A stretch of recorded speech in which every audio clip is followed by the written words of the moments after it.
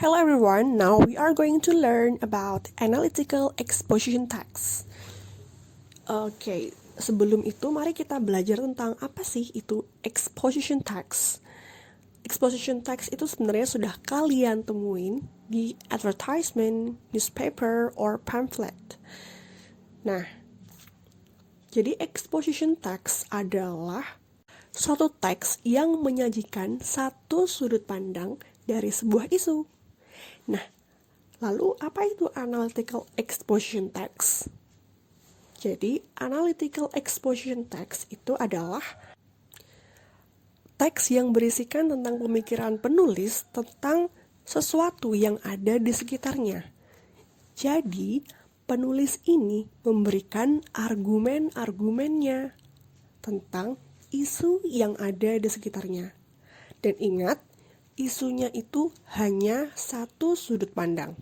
Kalau dia setuju, ya setuju aja. Nggak boleh di tengah-tengah antara setuju dan tidak setuju. Begitu. Nah, jadi analytical exposition text termasuk dalam argumentative text. Karena dia memberikan pendapat atau argumen tentang suatu hal. Baik benda, tempat, maupun kejadian. Oke, sekarang kita lanjut ke tujuan penulisan analytical exposition. Tujuan yang pertama yaitu meyakinkan pembaca bahwa suatu fenomena atau peristiwa itu menarik untuk dibahas. Jadi, kita tuh di sini tuh mempersuade mereka dan meyakinkan mereka bahwa ini loh, topik ini tuh penting banget buat dibahas atau menarik banget buat dibahas gitu. Oke, kita lanjut ke tujuan yang kedua.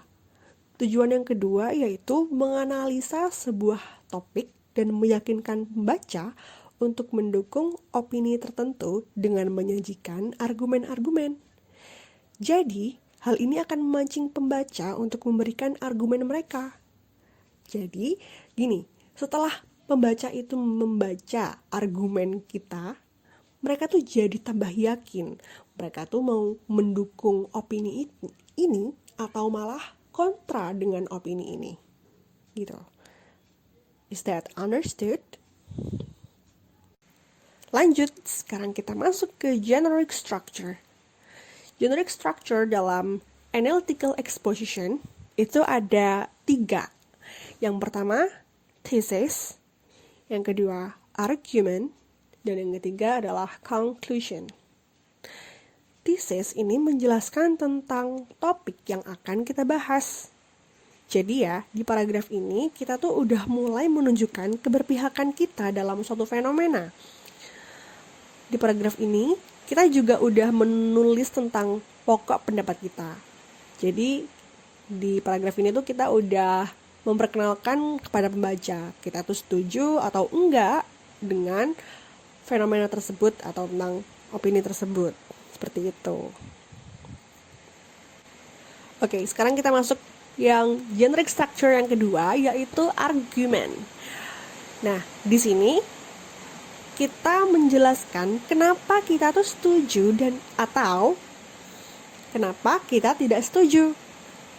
Kita sebutin tuh alasannya. Pertama, kita setuju tuh karena apa? Kedua, kita tuh setuju karena apa? Sama kayak nggak setuju. Misalnya, pertama, kita tuh nggak setuju karena apa, dan kedua, kita nggak setuju karena apa.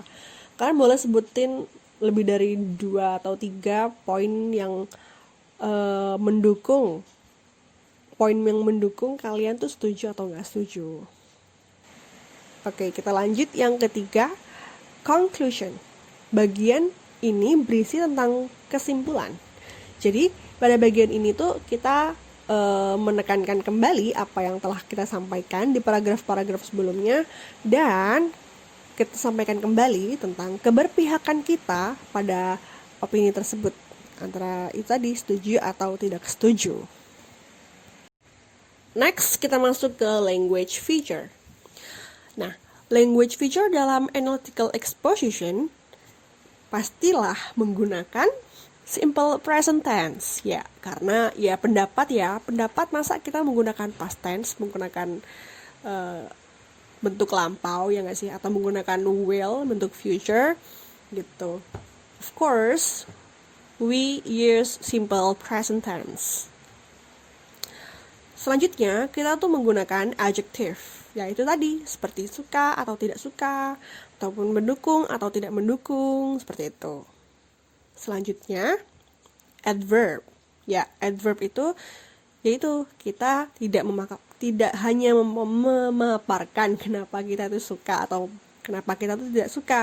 Kita di adverb ini ya, kita tuh harus memaparkan alasan kenapa kita suka dan kenapa alasan kita mendukung, atau kenapa kita tidak suka, ataupun kenapa kita tidak mendukung tentang fenomena tersebut. Next, conjunction. Conjunction tahu ya, kata hubung. Nah, jadi di analytical exposition ini kita memakai temporal conjunction.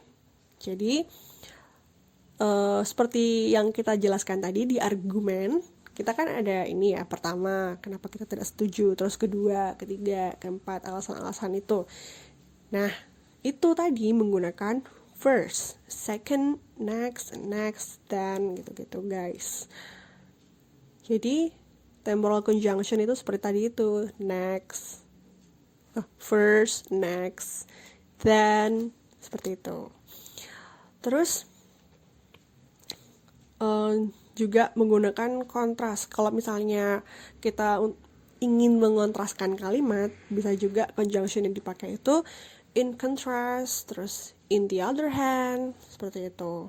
Atau kalau misalnya kita mau mendukung suatu pendapat dan menambahkan kalimat untuk menekankan tersebut, kita bisa pakai in addition, seperti itu.